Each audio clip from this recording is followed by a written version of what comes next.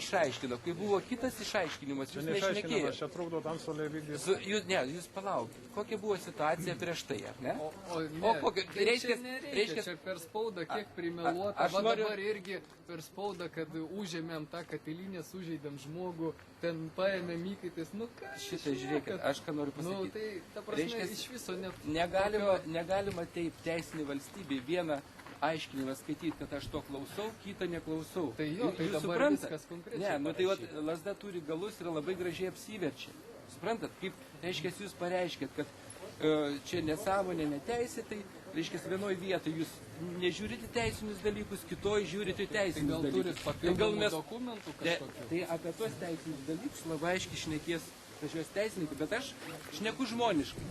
Jeigu mes žmoniškai nelabai nusišnekėt. Tai vat mes Lietuvoje ir turim dažniausiai problemą, kad kai man naudinga aš žiūriu įstatymų, kai nenaudinga aš jų nežiūriu.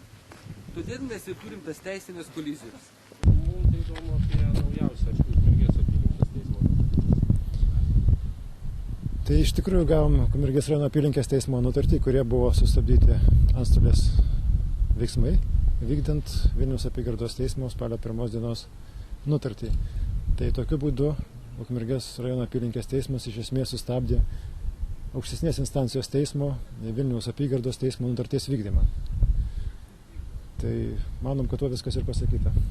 Bet kas toliau bus, kokie veiksmai jūsų, sakykime, galimi ir kas bus, kuris rūpinsitės jūs ar Ukmergės šiluma, ar tolimesnių šilumos sutrikimų? Tai mūsų nuomonė Vilniaus apygardos teismas spalio 1 dienos nutartimi į tuos visus klausimus jau atsakė. Atsakė, kad miesto energija yra licencijuotas tiekėjas, jis turi tiekti šilumą, o savivaldybė įpareigojo netrukdyti ir leisti naudotis perimtų valdyti turtu. Tačiau šios dienos įvykių matėm, kad Ukmergės savivaldybė netgi pasitelkusi apylinkės teismą su teisėjų Pašiliu priešakyje daro visokiausias kliūtis, kad šis procesas vyktų kuo ilgiau, kuo sudėtingiau ir galimai gyventojai vėl kentėtų dėl netikimo karšto vandens ir šilumos. O kaip dar kaltina jūs savivaldybės pranešime spaudai, kaltina, kad jūs naudojate smurtą, sužeisti žmonės? Niekada smurto nenaudojam, nei vieno sužeisto žmogaus nei aš, nei turbūt jūs nematėme. Bet šiandieninis konfliktas buvo ryte.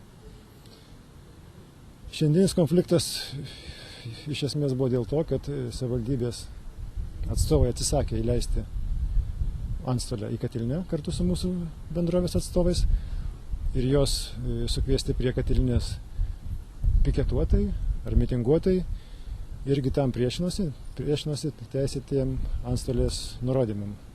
Policijos pareigūnai iškviesti atvyko, tačiau savo pareigų neatliko ir Antstoliai nesudarė galimybės įvykdyti nutartį.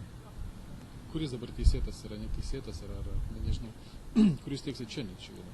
Tai ši Katilinė buvo perimta dar iki to momento, kol buvo sustabdyti Antstolės veiksmai vykdomoje byloje ir šiuo metu čia šilumą ir karštą vandenį tiekia miesto energija.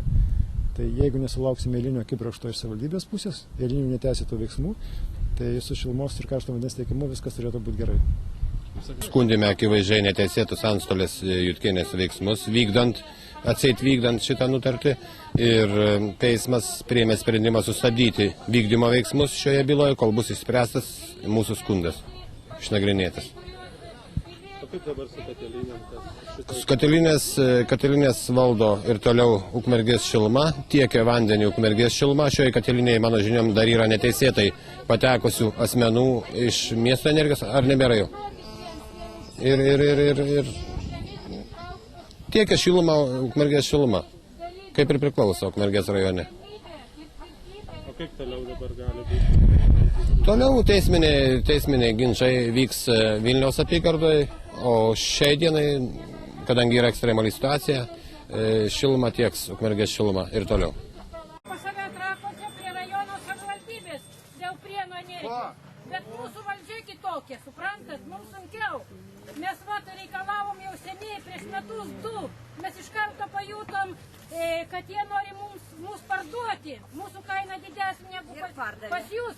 Ir pardavė Trakuose administracinį pastatą Prienų energiją, pardavė Katilinę, dabar iš naujo stato ir leidžia didžiulius pinigus iš mūsų sąskaitos. Atpirktų, iš investicinių planai įtrauktos pajamos, kad reikalauja, kad vėl atpirktų savivaldybė ir renovuotų. Palauk, o kas pardavė? Pati savivaldybė pardavė? Tai buvo sudaryta koncesijos sutartys, labai gudriai pasitelkus. Oi, ten koncesijos sutartys